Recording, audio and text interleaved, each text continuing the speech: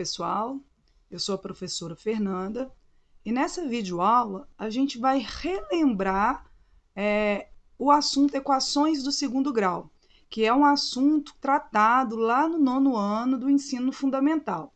Então, essa videoaula é mais uma revisão para que a gente dê continuidade ao nosso conteúdo de função quadrática, ok? Então, pessoal, vamos dar início relembrando o que é uma equação do segundo grau, beleza?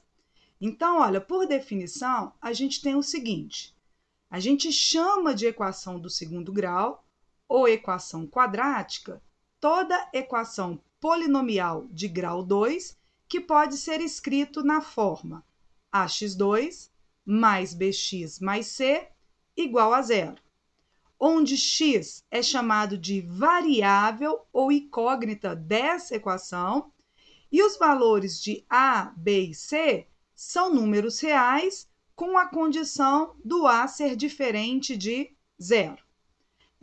Note aqui que o x, na verdade, ele é só uma questão de convenção matemática, tá? Para se escrever equações e representar variáveis incógnitas em equações matemáticas. Eu poderia utilizar qualquer outra letra aqui, um y, um p, um q, para denotar essa variável, tá? Mas só por uma questão de convenção, a gente normalmente utiliza o x. Sobre a condição do a ser um número diferente de zero, note que isso aqui é muito importante acontecer, porque caso o valor de a ele assuma zero, eu não tenho esse termo. Na verdade, assim, não que eu não tenha esse termo vai zerar, vai virar uma constante, né? O número real zero, e aí a minha equação polinomial, ela deixa de ser uma equação de grau 2 e passa a ser uma equação de grau 1. Eu teria uma equação de primeiro grau aqui. Então, isso é muito importante observar que em equações desse tipo, ax2 mais bx mais c igual a zero, é muito importante que o valor de a ele seja diferente de zero, para que a gente tenha caracterizado aí uma equação quadrática. Então, por exemplo, aqui, olha, eu tenho uma equação que segue essa forma, que tem essa escrita. Note que aqui o meu a ele vale 3, o meu b ele vale menos 4 e meu c ele é igual a 8. Uma equação quadrática, inclusive chamada de equação completa. Então, vou até discriminar aqui esses valores, olha, valor de a, ele está dado, 3, o valor de b também dado, menos 4, e o valor de c igual a 8. Como eu disse, valor de a diferente de zero, caracterizando aí a equação quadrática. B e C também explícitos, e cada um desses termos aqui, que são chamados de coeficientes da minha equação do segundo grau, eles recebem nomes específicos. O valor de A, por exemplo, que é o termo, né, o coeficiente que vem multiplicando a variável no grau 2, ele é chamado de coeficiente quadrático. O termo B, esse que vem multiplicando a variável no grau 1, ele é chamado de coeficiente linear. E o termo C aqui, ó, o valor de C, essa constante C, é chamado de termo independente ou termo constante mesmo, tá? São nomes especiais que a gente dá para cada um desses coeficientes. O valor de B e de C podem assumir o valor zero, que eu continuo tendo uma equação do segundo grau, porém chamada de equação do segundo grau na sua forma incompleta. Então, para ela ser completa, valor de A, B e C diferentes de zero. Se B ou C assumir valor zero, nós vamos chamar essa equação de uma equação na sua forma incompleta. Lembrando que A sempre precisa ser um número diferente de zero para termos uma equação quadrática. Então, relembrando aí, não é isso? Então, vamos para o próximo tópico aí, ó, que é o que nos interessa mais aqui nessa aula, que é como resolver uma equação de segundo grau. Eu acho que a maioria de vocês se lembram, né, que a maneira mais usual de se resolver uma equação do segundo grau é utilizando a fórmula de Bhaskara. A fórmula de Bhaskara, ela está dada aqui, ó, não vou, né, repetir aqui, não vou falar a fórmula, mas um elemento muito importante nessa fórmula é o valor de delta, que nós chamamos de discriminante da equação do segundo grau. Esse valor de delta, ele dá uma informação muito importante sobre a resolução da equação do segundo grau em relação às suas raízes. Lembrando, né, como eu falei aí em raízes, quando a gente resolve uma equação, nós estamos encontrando a raiz dessa equação ou as raízes dessa equação, caso ela tenha mais de uma, não é isso?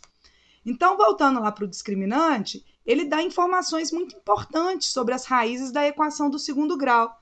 Estão aqui, ó, descritas aqui as suas características. Se, por exemplo, o valor do discriminante for um número menor do que zero, significa que a nossa equação do segundo grau, ela não possui raízes reais, tá?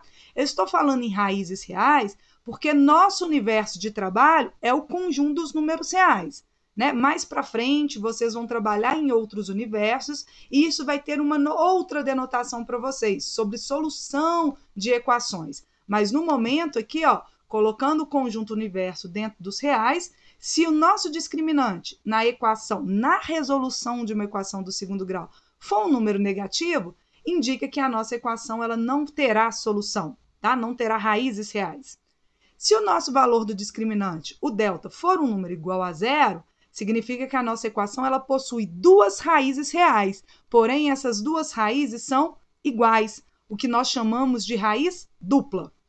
E se o discriminante for um número positivo ou maior do que zero, essa equação ela vai possuir duas raízes reais, porém raízes distintas.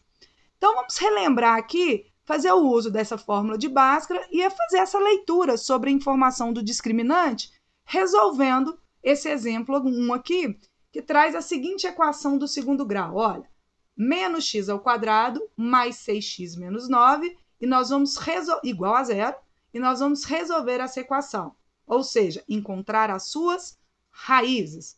Note que aqui, essa equação do segundo grau, assim como dito, né, anteriormente, é uma equação na sua forma completa. Por quê? Porque eu encontro aqui explicitamente os valores de A, de B, de C, e cada um desses valores é um número diferente de zero, não é isso? Então, vamos resolver essa equação utilizando a fórmula de Bhaskara. Eu vou calcular o delta em separado para fazer essa análise aqui, ó. Será que não tem raiz? Será que a raiz é dupla? Ou será que possui duas raízes distintas? Vamos calcular o delta em separado. Então, delta é b ao quadrado menos 4ac. Substituindo os valores dos coeficientes ali, ó, 6 ao quadrado menos 4 vezes o a, que é menos 1, vezes o c, que é menos 9.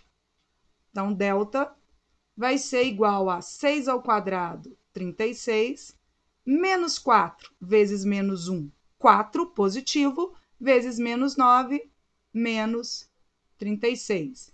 Então, chegamos aí a uma conclusão de que o valor de delta é igual a zero. Antes de finalizar, eu vou entender aqui, ó, o que isso aqui me informa sobre as raízes da minha equação. Porque uma vez delta sendo zero, indica que a nossa raiz será dupla. Ou seja, eu vou encontrar duas raízes reais iguais. Vamos encontrar essas raízes aqui, então, ó. O valor de x, não é isso? Encontrar a raiz aqui, ó. O valor de x, nossa equação está em x, é igual a menos o valor de b, o b é 6, menos 6, mais ou menos a raiz do delta, que é igual a zero. Raiz de zero, zero. Sobre 2 vezes o a é menos 1. 2 vezes o menos 1, menos 2. Note que por isso que eu tenho a raiz dupla, porque se a raiz quadrada de zero é zero, qualquer valor que eu venha somar ou subtrair aqui de b, olha, vai continuar sendo sempre dando o valor de b, não alterando esse resultado da segunda parcela da soma. Então, o meu valor de x aí vai ser igual a menos 6 mais ou menos zero é menos 6, dividido por menos 2, eu tenho 3. Então, a raiz, ou raízes, né, iguais dessa minha equação do segundo grau, ela é igual a 3. Não vou colocar 3 e 3, uma vez que é o mesmo elemento dentro de um conjunto. Então, fácil aí, né? Relembraram? Então, vamos dar sequência aí. Vamos lembrar mais algumas coisinhas sobre a raiz, sobre a resolução de uma equação do segundo grau. Eu acho que esse segundo exemplo é interessante. Olha lá, para a gente relembrar mais algumas coisas. Determine os valores de m para que essa equação ela tenha duas raízes reais distintas. Olhando para a equação, ela é uma equação daquela forma lá da equação quadrática. Olha, eu tenho um ax2 mais um bx mais um c igual a zero. Vamos discriminar esses elementos aqui, ó. Quem é A? A é 3. Diferente de zero, equação do segundo grau. Quem é B? B, olha, menos 2. E quem é C nessa minha equação? O M menos 1. Note que M aqui, olha, é um valor real que eu quero descobrir, inclusive, nesse meu probleminha, sabendo que essa equação do segundo grau, que tem essa forma aqui, olha, ela tem duas raízes reais e distintas. Ora, a gente viu ali que se uma equação do segundo grau ela tem duas raízes reais e essas raízes são distintas, isso implica dizer que o discriminante na resolução da equação desse segundo grau, ele vai gerar um número maior do que zero. E é essa informação que vai me ajudar a resolver esse probleminha aí para encontrar o m. Como que a gente faz para encontrar o delta mesmo? Olha, B2 menos 4AC. Ok. Quem é B? Menos 2. Então, menos 2 ao quadrado, menos 4 vezes o A, que é 3, vezes o C, que é M menos 1. Então, encontrando aqui o nosso delta, nós vamos ficar com menos 2 ao quadrado. 4, não é isso? Negativo elevado a par positivo. Menos 4 vezes 3, menos 12. Aqui, ó, vou utilizar a propriedade distributiva, porque esse elemento aí, o menos 12, multiplica uma soma, né? Dois termos aqui em soma. Então, menos 12 vezes m, menos 12, m.